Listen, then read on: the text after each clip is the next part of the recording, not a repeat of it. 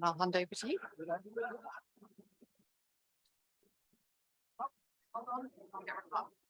So everyone can actually see. Sorry about that. Perfect. Okay. Right. Good morning, good evening, depending on where you are in the world. This is a talk based on a Court of Honour display at Stampex. That's on at the moment. And now, a word of warning. I got a lovely call from Isabel saying, could I show some material in the Court of Honour? And I said, yes, be delighted to do that. And so we chose the Chalon head as being a good one. She then said, well, could you be around the frames so you can chat to a few people if they're interested on it? Can we arrange a time? And I said, yeah, sure. Then I suddenly found I'm in the program giving a presentation on it. So all very nicely done. I got sucked in and I'm delighted to be here, but just let that be a warning. Thank you, Isabel. This is a story. In fact, I'm giving a presentation on the Saturday, assuming the train's still running and anybody gets here, on the Chalons. And so in double quick time, I've cooked up a completely different approach to this. Really, what I want to talk through is some of the history of two countries, New Zealand and Queensland. And the New Zealand we are going to start. That is the portrait you're seeing there is a portrait that was owned by Robson Lowe of the Queen in her coronation robes when she visited the House of Lords. It's not switching, is that right?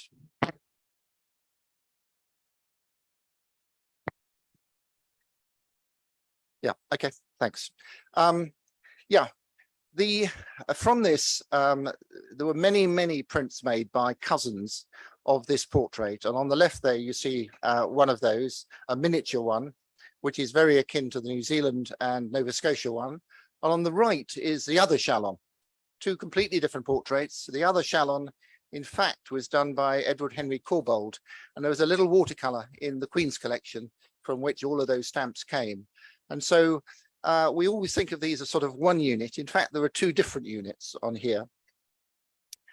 That here is the die proofs of the first issues of New Zealand.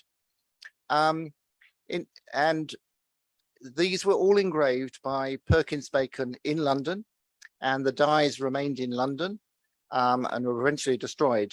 The first was the penny, the twopenny and shilling, and later when the rate to the UK was changed to a prepaid sixpence, a sixpenny stamp was added as well. That was showing, and that's November 1858. Now, these are the first London prints. I'm missing the penny, which is one of the great rarities of the world. So I'm afraid I can't show that. However, what New Zealand did was almost the same as all the Australian states did. And that is they ordered their first delivery of stamps from London, plus all the equipment to print the stamps for themselves. So crates of printing materials, the plates, paper, inks, cancelling inks, everything was packed up and sent by boat to the various Australian states and to New Zealand. And so only the first issue was actually printed in London. And these are examples from the first issue. Quite difficult to distinguish. The colors are one thing. And one of the things you look for is the blued paper. So this sort of ivory head when you turn it face downwards on the back. When they got the plates in New Zealand, they were handed to Richardson, John Richardson, who was a printer in Auckland. The paper was the Perkins Bacon paper, which was a large star watermark, which were done specifically for these slightly larger stamps. It's a difficult paper to print on. It's very hard. And Richardson actually printed on a locally sourced softer paper, which was much easier for the impressions to take from the engraved plates. The first printings were on blue paper, not blued, but actually blue in color. And this is the set from Richardson on the blue paper. Later, he switched to white paper, And so the third issue of New Zealand really is local printings by John Richardson on white paper.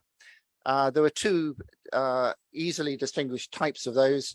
There's a soft paper and a hard paper with a vertical mesh. Almost all auction descriptions of these, they're very fragile, and almost all auction descriptions are saying thinned or slightly thinned. And if they're thinned, then it is a soft paper, always. And so the examples down the bottom left and right are the hard paper ones. The difficult one is the one on the right, the shilling in the blue-green shade, which is a scarce item on that vertically laid paper. In 1862, a new person arrived in Auckland, who is John Davies. He was a printer, and he'd been trained by Perkins Bacon.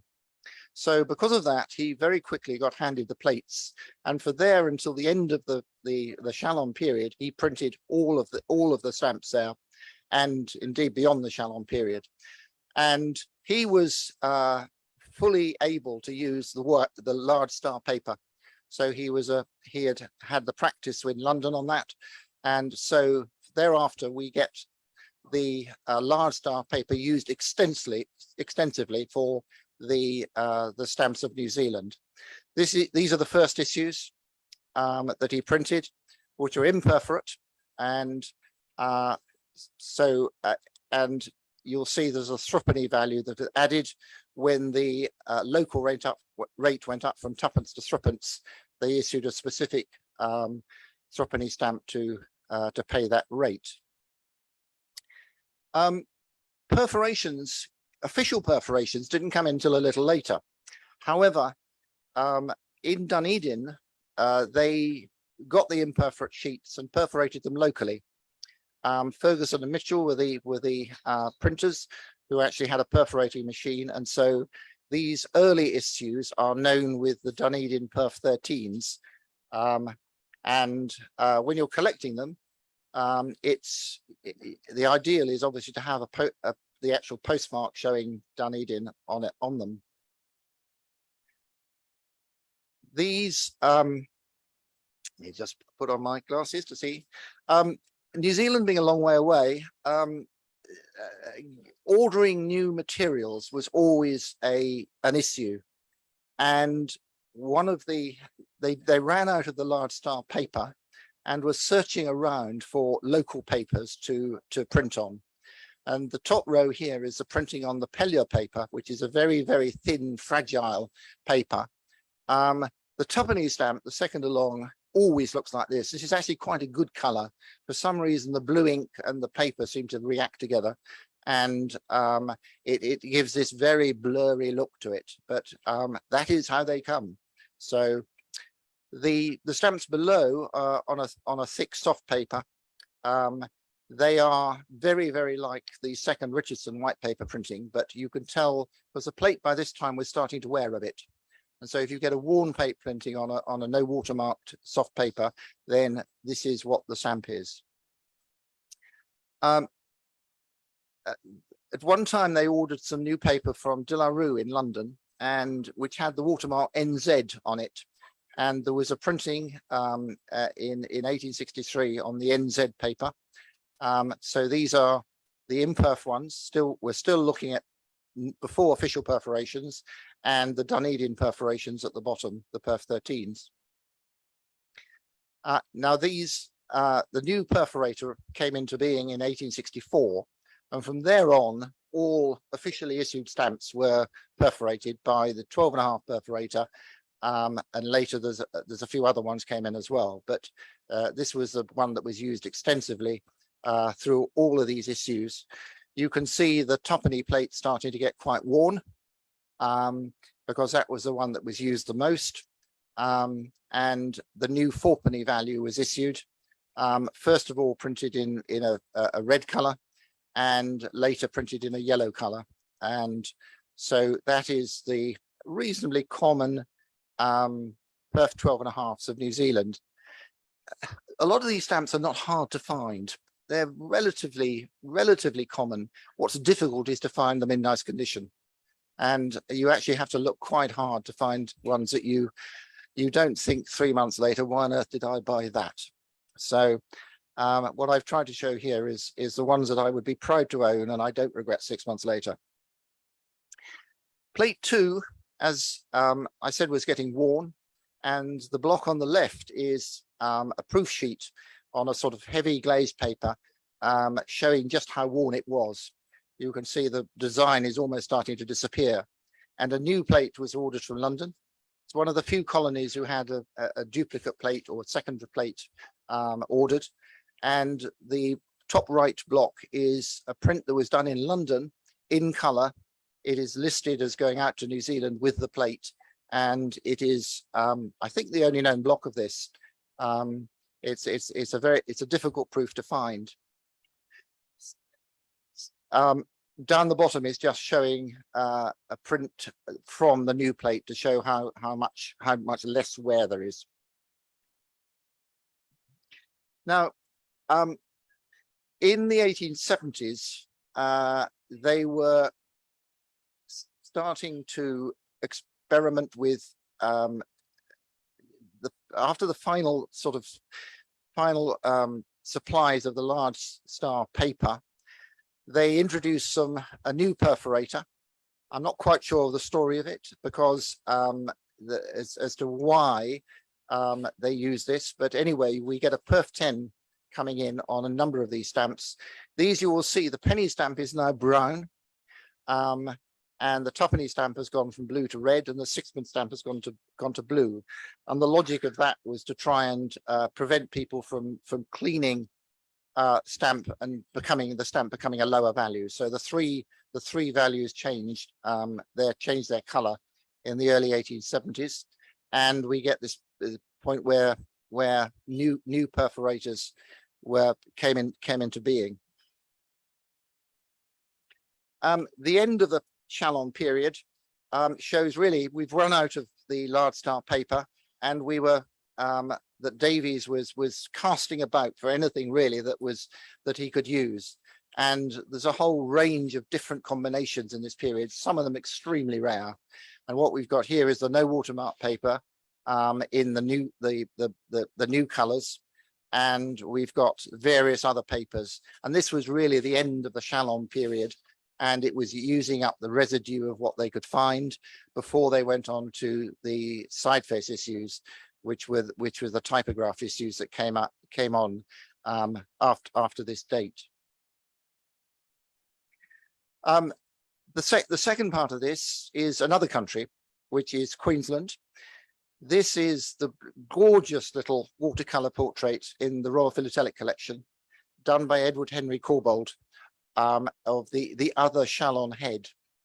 The first country to use this, in fact, was Tasmania, and this was done for Tasmania. And I'm not showing Tasmania here. I'm showing Queensland, which is where I started actually collecting these Chalon stamps. I think it is still the finest design of all of the Chalons. I think the larger oval, which they use for Queensland, makes an absolutely perfect balance. These are the die proofs, which were done in London. The master die was in fact the 1 penny value, and the others were taken from that. And typical of a number of Australian states, they had not only value stamps, but they had a stamp for registration as well. So inscribed there, registered. The issued registered stamp actually had scalloped corners. The die proof has square corners on that. If you're ever sold a die proof with scalloped corners, it is not. It is a plate proof. Again, the first issues, exactly like those of New Zealand, were delivered from London.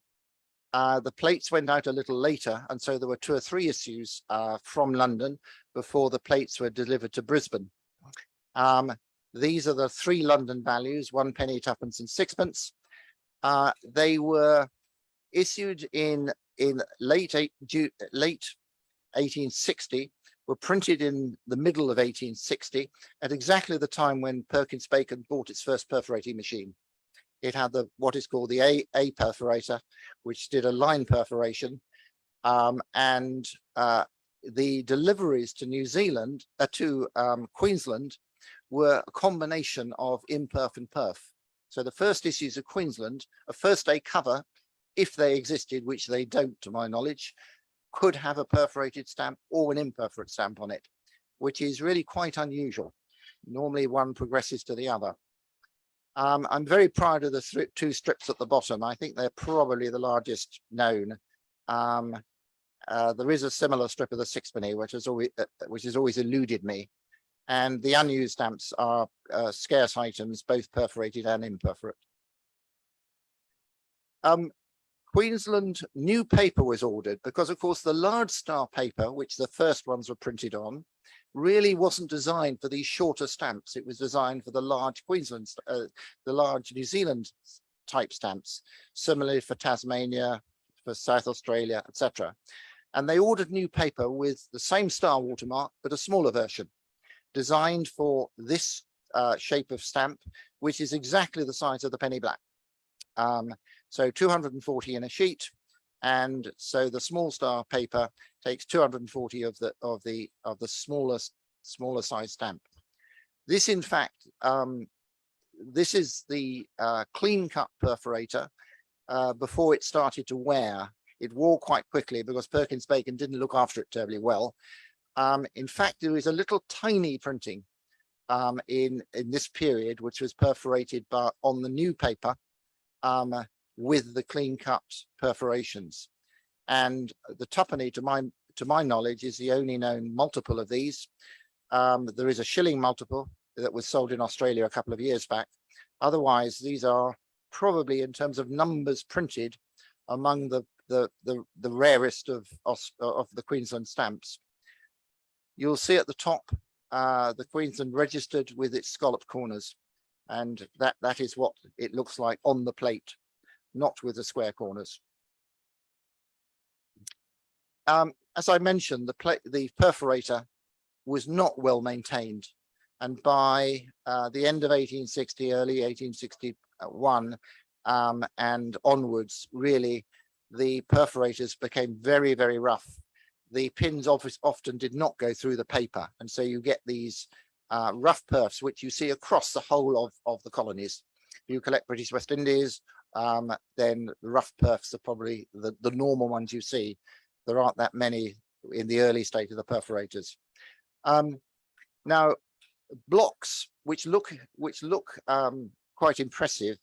In fact, what's interesting is that some things are very common in blocks and others are not. And the reason is often down to a half sheet or so that came on the market. At the end of the 19th century, there was a find, and half sheets or full sheets of some of these came on the market. And that means there's only 240, 300 of these stamps, if you like, in existence. But because those half sheets came on the market, actually blocks become quite easy. Find a block of the shilling. There was no remainders, nothing of that. I don't think I've ever seen an unused pair. The sixpenny, there was a small block, and the tuppence with a small block. But the common ones are the ones that showing here with the blocks. This is the first local printing of Queensland. Again, the local printer found it really quite hard to get a good level of detail of the print on the paper that had been delivered from London. And so he resorted to a softer local paper. Now, to be fair, I think he did a pretty good job. I have a theory, in fact, that Brisbane and the printing within Queensland actually generally is a very high standard. And I'm not sure that's not got something to do with the laws in the UK, to the extent that I suspect that we exported some very skilled printers who were sent out to the colonies for forgery. After 1830, as opposed to a sentence to death, you were sent to the colonies. And so I think we exported some very, very skilled printers out there, and quite a lot of them ended up in Brisbane and did really a very good job. So I have no substantive evidence for that, but circumstantially, I think that's quite possible. Queensland is quite a long story with many, many different watermarks. with many different variations of paper, variations of perforation. I have skipped quite a lot of that, and just really running through. These are perforated by two different perforating machines, so they were same as the previous one, but perforated by two different perforating machines. This was a printing that was actually done on the paper that arrived from London, and so it's a small star paper done locally, and you can distinguish it easily from the London prints because the perforations are different on that. Again, some later local prints. They had a paper that was largely used for currency. Actually, it was for printing notes, and it had Queensland postage stamps on it, which sounds a bit run the wrong way around. But a small printing was done of stamps on this paper. One of the things that Queensland did, which New Zealand and others did not do, is they took prints in the lithographic prints from the engraved plates, and several values, the new values, the 4p, the 5 shillings, and actually high values up to the pound were done from prints from the original engraved plates, for which they laid down a lithographic stone and printed by lithography. And you see there the 4p in its original sort of lilac-y grey colour, and the 4p in the later yellow colour, and the 5 shilling, the pair in the middle, which are the lithographs. A later paper, the truncated star, which is a bit like the small star, but each one of the rays are a lot fatter. That's a set of specimens there. Queensland was another country that issued or asked for a second plate from Perkins Bacon, and here's a plate proof done in London of the second plate in black. And the ones at the bottom there are trials for change of colour. The thruppy and the shilling had changed colours, and those are prints done in the colony showing the change of colour. More colour trials from about that same period. Don't know what these are for. If anybody can tell me, I'd be delighted to know. I don't know the reasoning for it. They're on no watermark paper. They're about the time when a new paper came in. Why they did them, I have no idea, but they're quite pretty items. A new perforator came in 1868, a Perf 12, which drilled quite big obvious holes in there compared with the less obvious ones in the earlier Perf 13s. And here's just a quick showing of those. And the end of the Chalons, they did a very small printing on no watermark paper, and most of these were used for fiscal purposes, so quite unusual to find them used for postal purposes. In fact, if you look very closely at the pair at the top, they have a signature on there that has been, or a manuscript that has been bleached out, and they're not unused at all. They're fiscal usages and that. And that is the end of the story of the Chalons of Queensland. For those that are present here, be happy to talk at the frames. It's all up there. I thought that a brief run through of two of my favorites, New Zealand, which I came quite late to, but actually it's become one of my favorite parts of the collection, and Queensland, where I started, and I still think it is probably the prettiest of the lot. So thank you for your attention on that. And if anybody wants to wander over the frames, I'll be quite happy to point out one or two other things as well. So thank you.